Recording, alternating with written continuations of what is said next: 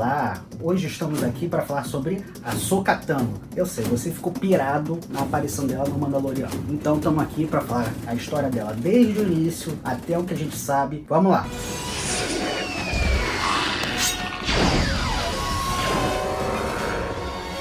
Ahsoka Tano é uma Togruta do planeta Chile. Ela é da mesma espécie que a Shakti. A história da Ahsoka começa quando ela tinha 3 anos de idade. O mestre Plo Koon encontrou ela, trouxe ela para o treinamento Jedi. Anos depois, nas Guerras Clônicas, depois de ter treinado com o mestre Yoda por alguns anos, ela foi designada para ser a Padawan do Anakin Skywalker. E aí que vem o estranhamento, porque ela nunca foi mencionada nos filmes, nunca. E o George Lucas teve a ideia de colocar ela depois de ter terminado a trilogia prequel. Foi uma surpresa para todo mundo quando ela apareceu na estreia dela na animação do Clone Wars, que começou a série, foi um filme de estreia. Nela a gente tem essa introdução, o Yoda achou que poderia ser uma boa ideia pro Anakin evoluir como Jedi, então a Ahsoka foi designada como padawan dele, mesmo que o Anakin não era um mestre Jedi. O Anakin, todo mundo sabe, já é piada que ele nunca conseguiu o rank de mestre Jedi. A Ahsoka também é como acontece bastante no Clone Wars. Eles pegam uma ideia que você fala, caraca, isso não tem como dar certo, que ideia merda. E essa ideia acaba explicando muita coisa dos prequels e acaba enriquecendo a história de Star Wars.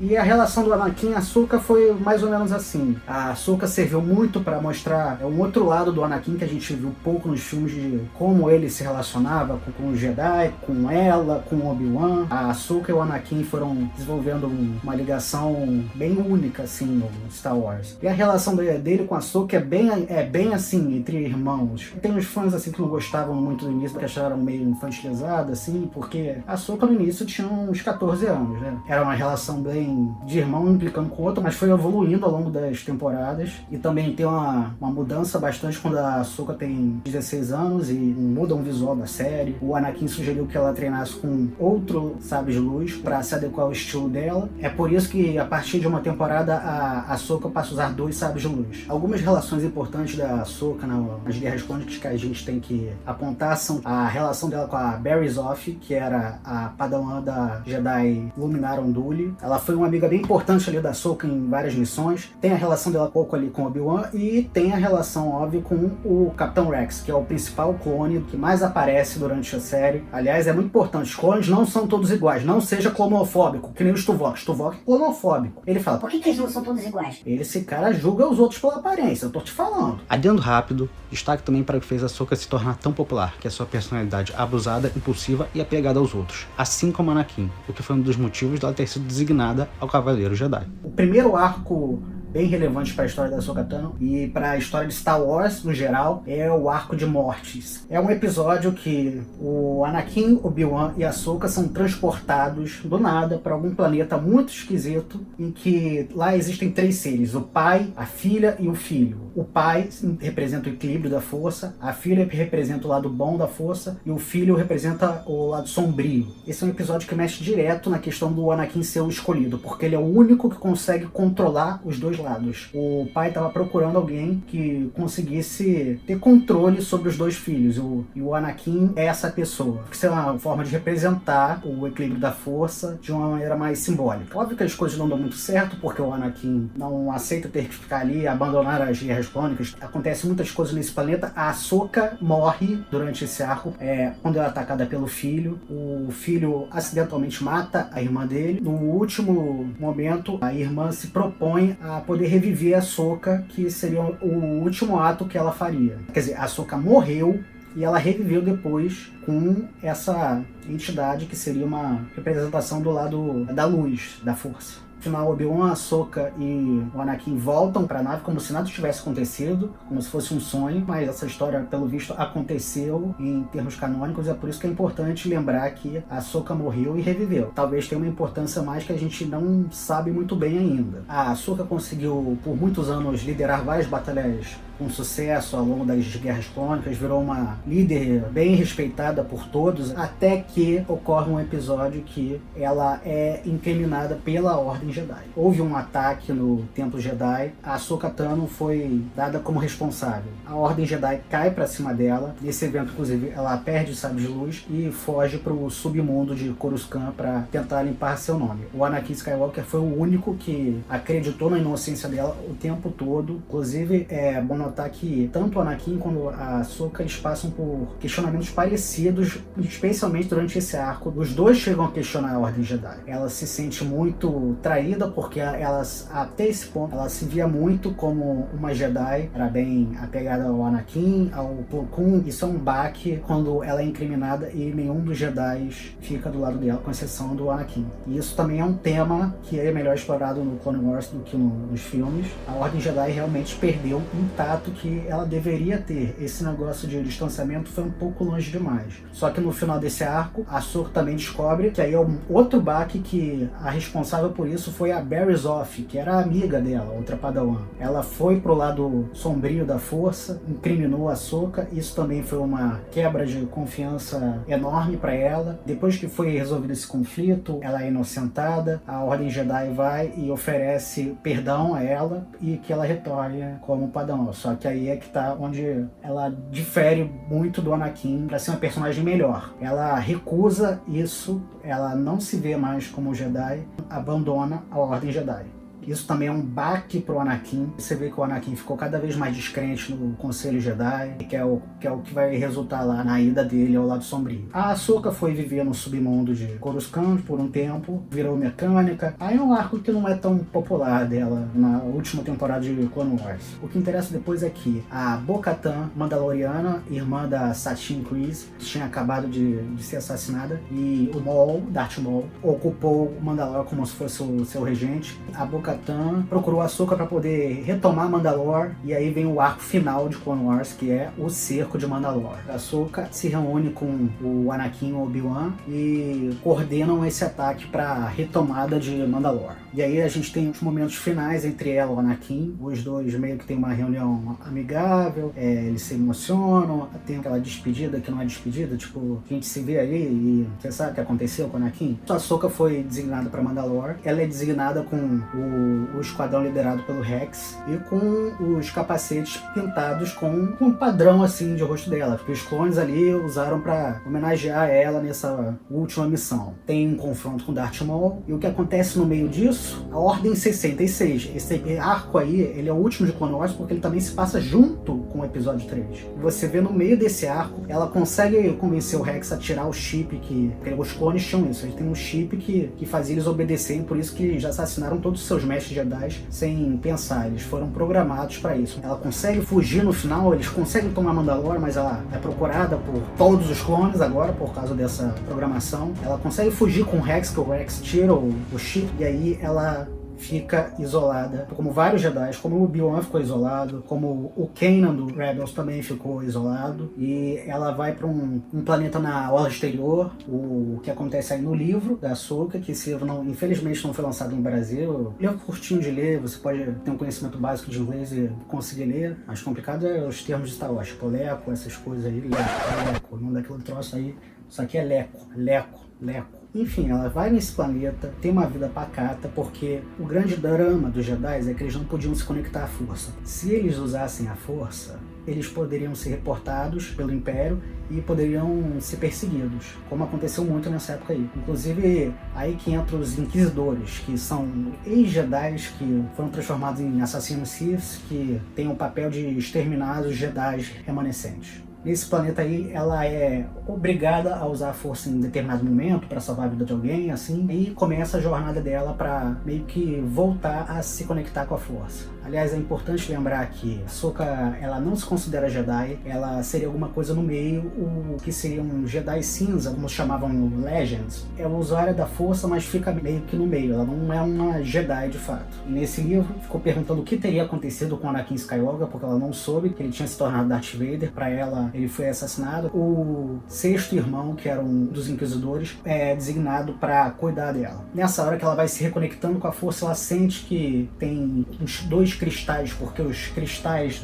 dos sabres de luz, eles têm uma ligação com os Jedi. O processo de construir os sabres de luz, eles vão para um planeta que normalmente era o Ilum. Lá eles encontravam o seu cristal, o negócio de o cristal escolher você, e depois de várias tarefas eles conquistavam esse cristal e construíam um sabre de luz. Nesse caso ela recebeu um chamado, mas ela não sabia onde. Ela foi no planeta Ilum, o chamado dela não estava ali. O sexto irmão confronta ela, ela sente que o chamado está ali perto desse sexto irmão. Os inquisidores, eles têm normalmente um sabre de luz duplo. Esses sabres vermelhos, eles na verdade são sabres que foram pertencer a Jedi, só que o cristal Kyber deles foi sangrado. O cristal foi imbuído com ódio e essas coisas do lado sombrio, e por isso que eles ficam com a lâmina vermelha. Ela sentiu que o chamado dos cristais dela veio desse sabre de luz duplo. Então nisso ela tem um evento ali, segura o sabre de luz duplo, meio que dá uma sobrecarga que explode e mata o sexto irmão, mas ela vai lá, cuida do corpo, como respeita e tal. Ao longo do livro você vê que ela vai, porque ela só com mecânica, então ela vai coletando uns pedaços de parte mecânica, ela nem sabia para que era. Aí nesse tempo ela vai lá e constrói os 2 sabres de luz. Quando você pega um sabre de luz que está sangrado do Sith e ela purifica esses cristais, eles ficam brancos. É por isso que é o sabre de luz branco. Até também para mostrar como ela é uma pessoa que está no meio. É a questão do equilíbrio da força. E aí nesse tempo também ela vai tomando contato de novo com o Bail Organa. Bail Organa procura ela, eles dois meio que se encontram, e ali ela começa a trabalhar na Aliança Rebelde. Ela usa o nome Fulcrum, que era uma coisa que já veio lá do último arco do Clone Wars, como sendo um informante ali na rebelião. A próxima aparição da Ahsoka é na série Rebels. Ela começa a primeira temporada como Fulcrum. Aliás, o Fulcrum é como se fosse um codinome, mas que ela que inventa, e ela que era o Fulcrum original, por assim dizer. Ela encontra ali a tripulação de Rebels. E nesse tempo ali, a gente vê um dos melhores momentos da Ahsoka, talvez melhores momentos de Star Wars, no geral. Temos vários conflitos com os Inquisidores. Foi aí que a primeira vez que a gente viu ela com esses sabres de luz brancos, esse estilo de luta dela. E aí, depois, a gente tem um momento importante, porque ao mesmo tempo que ela tá ali, o Ezra e o Kanan estão treinando. Ezra é o aprendiz do Kanan, e o Kanan vai pro Templo Jedi, localizado no local, e cada um deles tem, tanto o Kanan, quanto o Ezra, quanto a Ahsoka, tem uma jornada durante esse tempo. Ali, ela se conecta com a força, ela descobre, conectando-se com a força, que o mestre dela está vivo. Só que o mestre dela agora não é mais o Anakin Skywalker, é o Darth Vader. E no canon de Star Wars, eles tratam o Anakin e o Darth Vader como se fossem duas personalidades. Ela sente como se realmente o Anakin tivesse morrido e o Darth Vader tivesse tomado o lugar dele. E aí vai combinando no arco que eles vão para Malachor, que era um planeta Sith, uma grande energia do lado sombrio ali nesse planeta. Eles encontram o Maul, o Darth Maul, que estava ali, e ele e a Ahsoka se reconhecem lá do arco final de Clone Wars, mesmo que esse arco não existisse. Esse arco foi feito depois, quando tiveram a chance de completar o Clone Wars no Disney Plus. O que interessa depois aqui, o Darth Vader chega e ele e a Ahsoka têm uma luta. E que eu tenho a clássica frase: Anakin Skywalker was weak. I destroyed him. Then I will avenge his death. Revenge is not the Jedi way. I am no Jedi.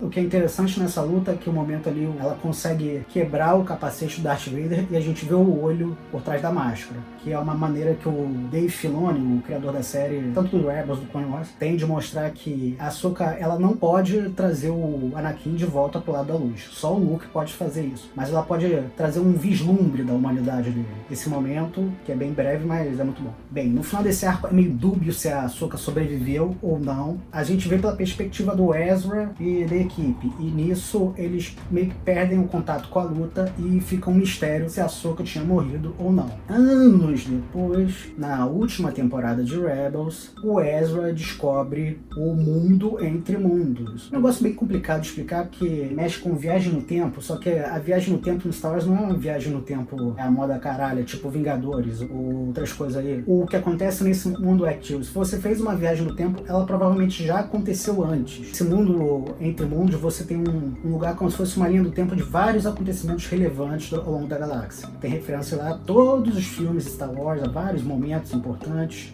O Ezra, quando entra nesse mundo, ele resgata a Ahsoka da luta com Darth Vader. Mais um adendo, vale destacar que esse mundo místico tem ligação direta com o Arco de Morte. Falando nisso, aqui é revelado que a Ahsoka é acompanhada pela Coruja Morai, uma provável representação da filha do Arco de Morte, já que a Ahsoka diz dever sua vida a esta coruja. Só que o Ezra, ele estava sendo procurado pelo Imperador Palpatine, né? O Palpatine, inclusive, esse é um dos melhores momentos do Palpatine, fácil. Muito melhor do que muita coisa que você está vendo aí do Palpatine, eu tenho certeza. E aí é uma confusão aí de correria, ele consegue salvar só para outro lugar. Só que aí vem esse negócio do mundo entre mundos. A gente não sabe para qual hora da linha do tempo ele botou a Ahsoka Tano, ou para onde ela foi parar. Ela pode ter parado tipo, tanto no mesmo momento que estava ali, como antes da luta do Darth Vader, ou até para depois da trilogia clássica. É relevante porque aí vem a próxima vez que a gente vai ver ela, que é no final da série. A gente vê que o Ezra está desaparecido, ele e o grande almirante Thrawn, ele e o Ezra são transportados para um lugar desconhecido nas regiões desconhecidas de Star Wars. Sempre quando tem uma coisa misteriosa, já vão para lá, regiões desconhecidas lá. E aí, no final da série, a Sabine Wren, que é uma Mandaloriana do Rebels, olha e vê a Ahsoka Tano no final, uma roupa branca ali, a gente não sabe o que aconteceu, ela tem um cajado, e esse é o final da série. Os dois vão buscar pelo Ezra, que está perdido. E é agora, só agora, que a gente vai chegar no Mandaloriano. A gente teve essa quest de encontrar um Jedi para deixar a criança, porque essa foi a missão dada por ele, e aí ele encontra a Bo-Katan, e a Bo-Katan, que tem a relação com a Ahsoka Tano, fala que a Ahsoka está num planeta ali. Enfim, ele vai lá encontrar a Ahsoka depois de 2 episódios, e a gente tem o lançamento da Ahsoka em live action, que era uma coisa que todo mundo estava esperando há anos. Não sei por que não usaram a Ahsoka na trilogia sequência, porque foi um desperdício. Enfim, ela é interpretada pela Rosário Dawson, que foi um casting que foi feito pela internet. A internet meio que especulou, a Rosário Dawson sempre se interessou em interpretar a Ahsoka Tano, e foi o pior segredo de produção que eu já vi, porque eles confirmaram logo que a Rosário Dawson tinha sido confirmada como a Ahsoka da segunda temporada do Mandaloriano. Só que ninguém confirmou, ninguém dizia que era verdade e tal, mas todo mundo sabia que era verdade, só que ninguém desmentia e tal. Como o mundo é cheio de desgraça e nada de bom, eu não achei que isso ia acontecer nunca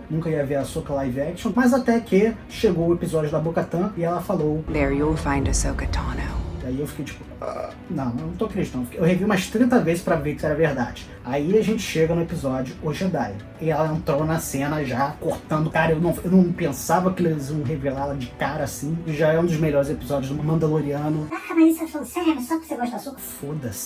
Foda-se. A gente esperou anos e anos pra Ahsoka live action. Ainda respeitaram o casting que foi feito pelos fãs. E a Rosário Dawson entrega. Esse episódio é dirigido pelo Dave Filoni, que fez o Clone Wars e o Rebels. Então ele conhece o personagem. Então é interessante ali como acontece. A Ahsoka descobre o nome do Baby Yoda, que é Gogru. Mas ela não aceita treinar a criança porque Baby Yoda formou um laço com o Din Djarin, o Mando, e ela sabe melhor do que ninguém do que acontece quando um Jedi cresce com esse laço emocional, tipo o mestre dela, o Anakin. Ela dizia que não era Jedi, e nesse episódio ela nunca disse que não era Jedi, então tem um gap aí do que a gente não sabe. Só que no final, que conectou com o final do Rebels, o grande objetivo desse episódio é que ela queria saber aonde estava o grande almirante Thrawn, que o Thrawn, ele sumiu junto com Ezra. Ela provavelmente ainda está nessa busca de encontrar o Ezra Bridger do final de Rebels. Isso é tudo de forma bem resumida do que a gente sabe da Ahsoka até aqui. É bem possível, já que eles escalaram a Rosário Dawson, que é uma bem conhecida, que vamos ter uma série live action. É rumor, parece que pode rolar. Inclusive pode ser a série sequência do Rebels, vamos ver. Como vocês sabem, o YouTube é tipo aquele post que a sua tia posta, ou você só assiste e vai pro inferno, ou você curte, dá joinha, ou dá dislike, eu não tô nem aí, ou você compartilha e você tá com Jesus. Então dá like, compartilha pra você não ir pro inferno, gente. É assim que funciona o YouTube, tá? E provavelmente depois vamos lá com mais conteúdo de Star Wars por aí. Até a próxima.